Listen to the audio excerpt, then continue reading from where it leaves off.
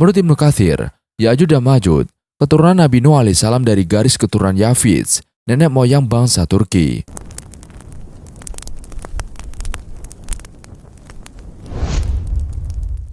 Assalamualaikum warahmatullahi wabarakatuh.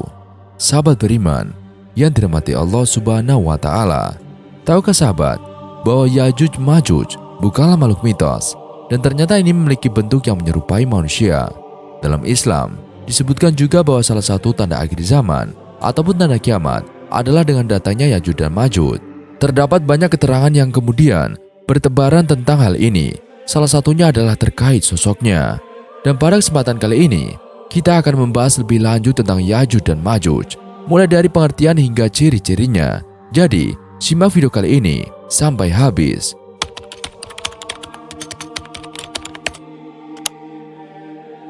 Ibnu Katsir dalam bukunya berjudul Dasarnya Hari Kiamat menjelaskan bahwa keterangan ini tidak ada dalilnya dan tidak ada penjelasan dari orang yang perkataannya wajib diterima atau Rasulullah Muhammad SAW. Menurut Ibnu Katsir, Ya'juj dan Ma'juj keturunan Nabi Nuh alaihissalam dari garis keturunan Yafits, nenek moyang bangsa Turki. Dahulu mereka melakukan tindakan kerusakan di bumi dan menyakiti penduduknya. Kemudian Zulkarnain mengepung dan mengurung mereka di balik dinding penghalang yang dibuatnya. Mereka akan tetap berada di sana sampai Allah SWT mengizinkan mereka untuk keluar kepada manusia, sehingga terjadilah sebagaimana yang sudah kami paparkan dalam hadis-hadis, ujar Ibnu Katsir. Selanjutnya, Ibnu Katsir menjelaskan bahwa Ya'juj dan Ma'juj adalah dari bangsa manusia. Manusia biasa, seperti anak-anak bangsa Turki lainnya yang bermata kecil atau sipit dan berhidung kecil. Rambut mereka coklat muda sesuai bentuk dan warna mereka, tuturnya. Ada yang mengklaim bahwa di antara mereka bertubuh tinggi laksana pohon kurma yang menjulang. Ada juga yang pendek seperti sesuatu yang hina. Bahkan, di antara mereka ada yang memiliki dua telinga yang menutupi salah satunya dan merendahkan lainnya. Mereka memberatkan diri dengan sesuatu yang tidak memiliki ilmunya dan mengatakan apa yang tidak ada dalilnya, kata Ibnu Katsir. Di dalam hadis disebutkan, sesungguhnya salah seorang dari mereka tidak akan mati sampai melihat 1000 orang dari keturunannya. Hanya Allah yang Maha tahu kesohihannya. At-Tabrani berkata, Abdullah bin Muhammad bin Abbas al-Asfahani menuturkan kepada kami dari Abu Mas'ud, Ahmad bin Furad, dari Abu Daud at-Tayalis, dari Al-Mughirah bin Muslim, dari Abu Ishaq, dari Wahab bin Jabir, dari Abdullah bin Amru, dari hadis yang diriwayatkan At-Tabrani dan Abdullah bin Amru disebutkan, Nabi Muhammad SAW bersabda, sesungguhnya Ya'juj dan Ma'juj itu keturunan Adam. Andaikan mereka dilepaskan, niscaya mereka akan merusak kehidupan manusia. Tidak ada seorang pun dari mereka yang mati, kecuali setelah meninggalkan 1000 atau lebih keturunan. Sesungguhnya di belakang mereka ada 3 umat, Tawil, Taris, dan Mansik. Hadis ini gharib. Mungkin saja ini perkataan Abdullah bin Amru. Wallahu alam. Tutur Ibnu Katsir, Ibnu Jarir berkata, Muhammad bin Musanna menuturkan kepada kami dari Muhammad bin Ja'far, dari Subah, dari Abdullah bin Abi Yazid. Ia berkata, Ibnu Abbas melihat anak-anak sedang bermain dengan meloncat satu dengan lainnya. Ia berkata, demikianlah Ya'juj dan Ma'juj keluar. Pengertian Ya'juj dan Ma'juj. Ya'juj dan Ma'juj adalah sebutan untuk kaum keturunan Nabi Adam alaihissalam yang kemudian menjadi salah satu pertanda datangnya hari kiamat. Pada umumnya, mereka digambarkan sebagai kaum yang gemar membuat kerusakan di muka bumi. Tidak ada yang dapat menghalangi kedatangannya kecuali hanya Allah Subhanahu wa Ta'ala. Disebutkan dalam suatu riwayat bahwa Ya'juj Ma'juj ialah keturunan Yafid putra Nuh. Mereka kemudian tidak tinggal di alam gaib seperti pada malaikat dan jin. Sosok Ya'juj dan Ma'juj tidak digambarkan secara gamblang di dalam Al-Quran. Sebagian ahli tafsir kemudian menggambarkan Ya'juj Ma'juj sebagai simbol dari perangai-perangai manusia yang buruk. Meski demikian, kedatangan Ya'juj Ma'juj adalah sesuatu yang pasti karena sosoknya sudah dijelaskan di dalam Al-Quran. Etimologi Ya'juj dan Ma'juj berasal dari bahasa Arab. Ya'juj yang berakar kata ujad, yang bermakna mengering setelahnya mengeras, dan satu lagi dari kata al-aj, yang artinya ketika musuh datang dengan cepat sekali. Sementara itu, Ma'juj berasal dari kata maja, yang bermakna goncang. Menurut Abu Hatim, Ma'juj berasal dari maja, yaitu berarti kekacauan. Ma'juj juga berasal dari Ma'juj, yaitu malaja. Namun menurut pendapat yang sahih, Ya'juj dan Ma'juj bukan isim mustaq, melainkan isim azam serta lakob atau julukan. Setiap dari akar kata ini kemudian memiliki kesesuaian dengan sifat kaum Ya'juj serta Ma'juj tersebut. Dan menurut para ulama, Ya'juj dan Ma'juj kemudian memiliki arti mengeras secara natural, serta mereka datang dengan cepat kemudian tergesa-gesa, kemudian membuat keadaan menjadi goncang hingga tidak ada orang yang sanggup menghadapi mereka. Maka banyak orang yang harus lari dari mereka. Sifat mereka juga dikatakan sangat keras, kasar, membunuh, sombong, biadab, merampok, gigih, senang berperang atau merusak, memperkosa korbannya, serta mereka tak menyukai umat suatu bangsa selain dari diri mereka sendiri. Kesombongan ini kemudian digambarkan juga di dalam sebuah hadis Nabi Muhammad ketika mereka berhasil membunuh seluruh penduduk bumi. Maka mereka juga melemparkan anak panah dan tombak ke atas awan. Mereka beranggapan bahwa mereka berhasil membunuh penduduk langit, yaitu para malaikat, karena anak panah dan tombak mereka kembali dengan berlumuran darah. Sahabat, inilah sosok Ya'juj Ma'juj di dalam Al-Quran dan hadis.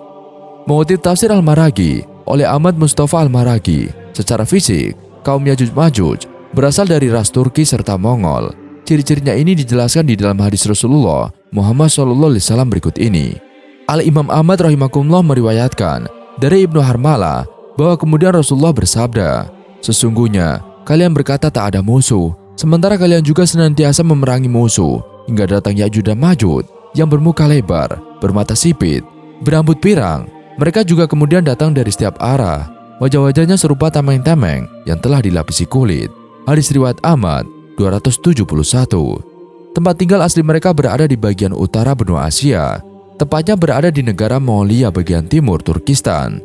Selain itu, mereka juga menetap berada di wilayah tersebut, serta tidak akan mampu keluar darinya karena terdapat dinding Zulkarnain yang dipasang dengan kuat sejak bertahun-tahun lamanya. Mengenai dinding Zulkarnain, sesungguhnya telah terbuka pada zaman Nabi. Rasulullah juga bersabda, "Hari ini dinding Ya'juj dan Ma'juj telah dibuka seperti ini." Lalu ia melingkarkan ibu jari dengan jari telunjuk. Kemudian dengan terbukanya dinding tersebut akan selalu bertambah hingga akhirnya lenyap dan hancur pada hari kiamat nanti. Inilah ciri-ciri Ya'juj dan Ma'juj.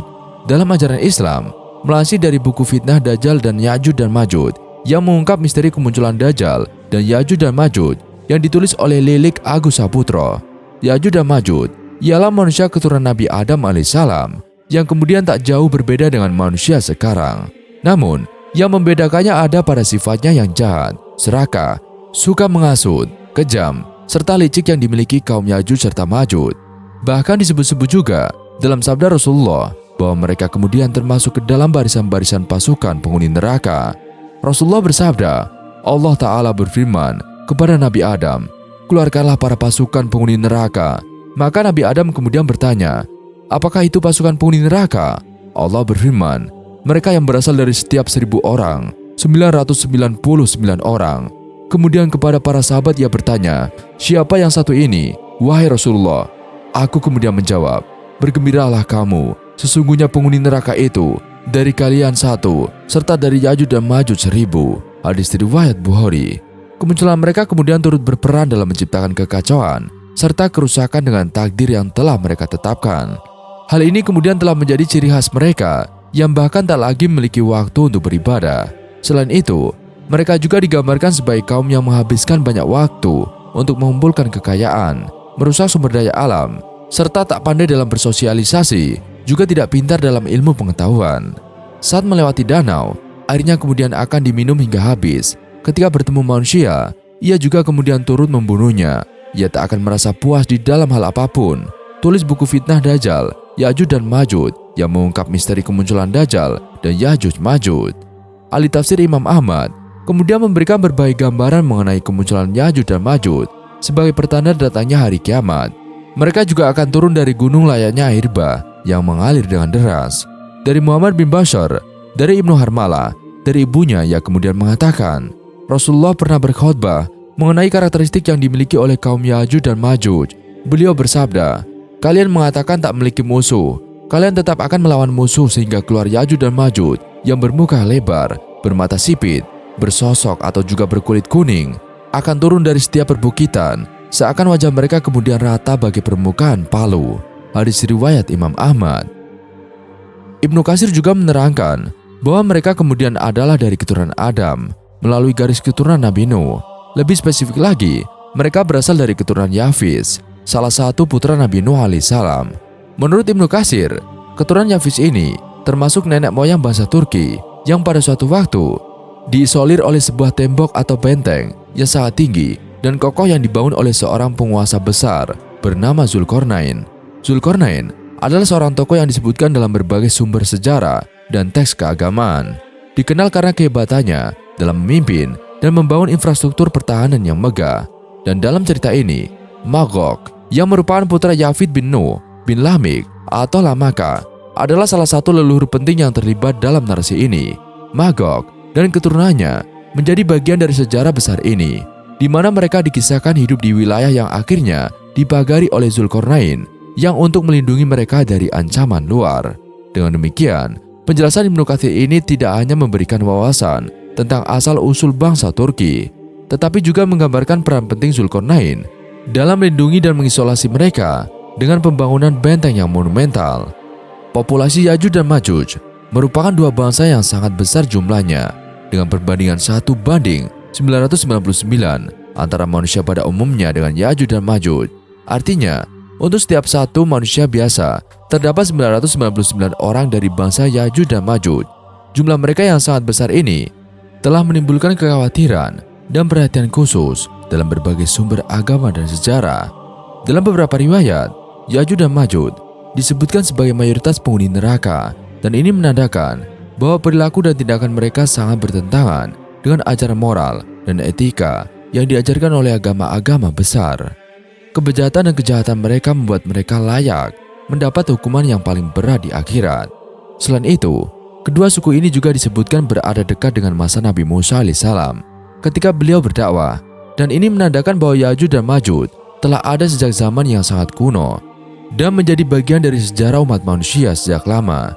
Kehadiran mereka dalam narasi sejarah ini menunjukkan betapa signifikan dan berpengaruhnya mereka dalam konteks zaman tersebut.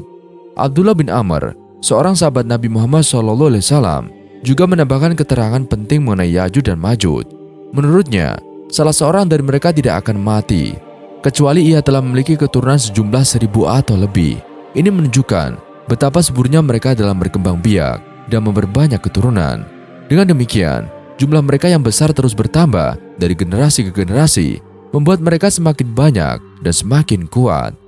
Penjelasan ini menegaskan betapa besar dan berpengaruhnya Yajuj dan Majuj dalam narasi sejarah dan eskatologi. Mereka bukan hanya simbol dari kekuatan besar yang jahat, tetapi juga representasi dari ancaman besar yang selalu mengintai umat manusia sepanjang sejarah. Dengan jumlah yang luar biasa besar dan perilaku yang sangat menyimpang, Yajuj dan Majuj tetap menjadi salah satu topik yang paling menarik dan menakutkan dalam berbagai teks keagamaan. Wujud, meskipun mereka berasal dari jenis manusia, tetapi mereka juga memiliki sifat khas yang berbeda dari manusia pada umumnya. Ciri utamanya diantaranya adalah perusak, serta jumlah mereka yang sangat besar, sehingga ketika mereka semua turun dari gunung, seakan-akan seperti air bah yang mengalir, tak pandai berbicara dan tidak fasih, bermata kecil atau sipit. Ia juga berhidung kecil, lebar mukanya, merah warna kulitnya, juga seakan-akan wajahnya seperti perisai, serta sifat-sifat yang lain. Lokasi Yajuj dan Majuj, sebuah lukisan Iran kuno yang berasal dari abad ke-16, menggambarkan pembangunan sebuah tembok. Lukisan oleh Qasim dari abad ke-16 ini kemudian diilustrasikan dari Al-Quran. Manusia membangun tembok dalam menghalangi serangan Yajuj dan Majuj. Raja Zulkarnain dalam sebuah perjalanannya sampai di suatu tempat di antara dua gunung. Dia juga menemukan suatu kaum yang tak dikenali bahasanya. Kaum itu juga mengatakan kepadanya bahwa terdapat bahaya mengancam mereka, yaitu dari Yajuj dan Majuj, serta mereka meminta untuk membangun tembok yang kemudian dapat melindungi mereka dari kejahatan Yajuj dan Majuj. Kemudian Zulkarnain yang memenuhi permintaan mereka. Menurut Al-Quran, Yajuj dan Majuj diisolasi di antara dua gunung oleh para pasukan Zulkarnain beserta para kaum yang terpencil yang meminta bantuan kepadanya. Mereka juga meminta Zulkarnain untuk membangun dinding pembatas supaya kedua suku ini tidak keluar dan membuat kekacauan kembali. Meski begitu, pada akhirnya mereka akan berhasil keluar dari dinding pembatas itu. Di Asia Barat, menurut Asy-Syaikh Abdurrahman As-Sa'di, Yajuj Majuj terletak di belakang pegunungan Kaukas atau Kaukasus. Memang ada sebagian yang berpendapat bahwa pegunungan inilah yang kemudian merupakan benteng yang dimaksud. Deretan pegunungan ini dibuat memanjang tanpa celah dari Laut Hitam hingga Laut Kaspia sepanjang lebih dari 1.200 km. Kecuali terdapat bagian kecil dan sempit yang disebut juga sebagai celah Darial atau terletak di negara Georgia sepanjang kurang lebih 100 meter. Pada bagian celah inilah diduga penghalang dari Ya'juj dan Ma'juj itu dibangun. Sebagian orang juga menyatakan bahwa keberadaan tembok ini telah tenggelam dan hingga saat ini berada di Azerbaijan dan Armenia. Tepatnya berada di pegunungan yang sangat tinggi serta keras. Ia juga berdiri tegak, seolah-olah diapit oleh dua buah tembok yang sangat tinggi. Tempat ini kemudian tercantum pada peta-peta Islam ataupun Rusia yang terletak di Republik Georgia. Dan di Asia Tengah, menurut Al-Lajnah Ad-Daimah, mereka ini tinggal di benua Asia bagian utara Cina. Sementara itu, menurut Syekh bin Baz, ia berkata mengenai lokasi Ya'juj Ma'juj letaknya ada di arah timur, dan mereka adalah bangsa Atur atau Mongol yang juga termasuk ke dalam bangsa itu juga. Abdullah Yusuf Ali dalam tafsir The Holy Quran kemudian menuliskan bahwa di distrik Hisar, Uzbekistan, 240 km di sebagian tenggara Bukhara, terdapat celah sempit di antara gunung-gunung batu. Letaknya berada di jalur utama antara Turkistan ke India, dan tempat ini bernama Buzgol Khana dalam bahasa Turki, sedangkan orang Arabnya menyebutnya dengan nama Bab al-Hadid. Sementara itu, bangsa Persia menyebutnya Dari Ahani, dan Cina menamakannya Timenquan, yang kesemuanya memiliki arti pintu gerbang besi. Ibnu Katsir dalam bukunya Huru-Hara Hari Kiamat mengemukakan bahwa Ya'juj Ma'juj adalah manusia biasa selainnya yang lain. Mereka pun dahulu berkehidupan seperti kehidupan manusia biasa di muka bumi ini, tetapi mereka senang membuat kegaduhan. Sebab itulah yang membuat mereka dikurung oleh Raja Zulkarnain di balik dinding penghalang yang dibuatnya. Mengenai hal ini, Allah Ta'ala kisahkan riwayatnya dalam surat Al-Kahfi ayat 93-99. Lalu sampai nanti Allah Subhanahu wa Ta'ala mengizinkan mereka keluar dari sana. Kemudian mereka memerangi bangsa-bangsa sekitarnya. Sebagaimana Nabi Muhammad di dalam riwayat Abu Hurairah, beliau bersabda, sesungguhnya Ya'juj Ma'juj setiap hari berusaha keras melubangi dinding itu, sehingga apabila mereka melihat cahaya matahari, berkatalah pemimpin mereka, pulanglah, besok kalian akan teruskan melubangi lagi. Maka esok harinya, mereka pun kembali melubangi dinding itu lebih giat lagi, sehingga manakala telah sampai saatnya Allah Subhanahu wa Ta'ala hendak membangkitkan mereka kepada manusia, maka terus melubangi. Sehingga apabila mereka melihat cahaya matahari, berkatalah pemimpin mereka, pulanglah, besok kalian akan teruskan melubangi lagi. Maka esok harinya, mereka pun kembali melubangi dinding itu lebih giat lagi, sehingga manakala telah sampai saatnya Allah Ta'ala hendak membangkitkan mereka kepada manusia, maka terus melubangi. Namun ketika mereka kembali hendak melubanginya, ternyata dinding itu sudah seperti keadaan semula saat mereka tinggalkan kemarin. Tapi mereka teruskan juga pelubangan, dan akhirnya berhasillah mereka keluar menyerbu orang-orang. Lalu mereka meminum habis air yang ada, sementara sebagian orang ada yang bersembunyi dalam benteng-benteng mereka. Oleh karena itu, Ya'juj Ma'juj melemparkan anak panah mereka ke langit. Akhirnya, Allah mengirim ulat-ulat ke tengkuk mereka. Dengan ulat-ulat itulah Allah membinasakan mereka. Hadis riwayat Ahmad. Wabah ulat tersebut menyerang Ya'juj dan Ma'juj setelah Nabi Isa alaihissalam memanjatkan doa untuk kebinasaan mereka. Ya Allah, tiada kekuatan dan tiada daya upaya bagi kami untuk menghadapi mereka, maka lindungilah kami dari mereka atau Ya'juj dan Ma'juj dengan apa yang Engkau kehendaki. Lalu Allah menimpakan kepada mereka wabah penyakit ulat yang dikenal dengan nama ulat penyakit unta. Wabah itu menggerogoti tengkuk mereka hingga binasa semuanya. Lalu Allah mengirimkan burung-burung yang membawa bangkai mereka dengan paruh dan cakarnya, kemudian melemparkan mereka ke laut. Dan setelah itu, Allah mengirimkan hujan yang diberi nama hujan kehidupan. Dengan hujan itu, Allah membersihkan bumi dan menjadikannya mengeluarkan tumbuhan kembali, sehingga satu buah delima dapat mengenyangkan seisi rumah. Dan kisah tersebut diabadikan di dalam Al-Quran, surat Al-Kahfi, ayat 92-96. Kemudian dia menempuh suatu jalan yang lain lagi, hingga apabila dia telah sampai di antara dua buah gunung, dia mendapati di hadapan kedua bukit itu suatu kaum yang hampir tidak mengerti pembicaraan. Mereka berkata, "Hai Zulkarnain, sesungguhnya Ya'juj dan Ma'juj itu orang-orang yang membuat kerusakan di muka bumi.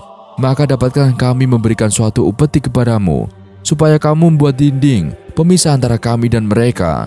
Zulkarnain berkata, "Apa yang telah dikuasakan oleh Tuhanku kepadaku terhadapnya ialah lebih baik. Maka tolonglah aku dengan kekuatan manusia dan alat-alat, agar aku membuatkan dinding antara kalian dan mereka. Berilah aku potongan-potongan besi, hingga apabila besi itu telah sama rata dengan kedua puncak gunung itu, berkatalah Zulkarnain, tiuplah api itu, hingga apabila besi itu sudah menjadi merah seperti api.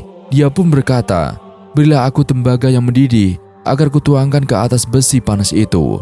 Quran Surat Al-Kahfi ayat 92-96. Namun Zulkarnain tidak mau menerima upah sebagai imbalan jasa, tetapi beliau hanya meminta bantuan tenaga manusia dan alat-alat yang dibutuhkan serta bahannya. Zulkarnain mempergunakan teknik pembangunan yang sangat menakjubkan, di mana ia dapat membuat sebuah benteng yang menghubungkan antara dua puncak gunung dari potongan-potongan besi yang dicor dengan tembaga yang mendidih, sehingga Yajuj dan Majuj tidak dapat mendakinya karena sangat tingginya dan tidak dapat melubanginya karena sangat tebal dan keras sekali. Zulkarnain mensyukuri nikmat Allah Subhanahu wa taala atas terciptanya benteng itu sebagai rahmat karunia Allah untuk melindungi rakyat yang lemah dari serbuan orang-orang yang biadab. Sesudah membangunnya Zulkarnain berkata seperti yang disebutkan oleh firman-Nya, dinding ini adalah rahmat dari Tuhanku, maka apabila sudah datang janji Tuhanku, Dia akan menjadikannya hancur luluh, dan janji Tuhanku itu adalah benar. Kami biarkan mereka di hari itu bercampur aduk antara satu dengan yang lain. Al-Kahfi 98-99. Wallahu a'lam bishawab. Sekian video kali ini, kurang lebihnya kami mohon dimaafkan. Yang benar datangnya dari Allah Subhanahu wa taala. Khilaf atau keliru datangnya dari saya pribadi. Wassalamualaikum warahmatullahi wabarakatuh.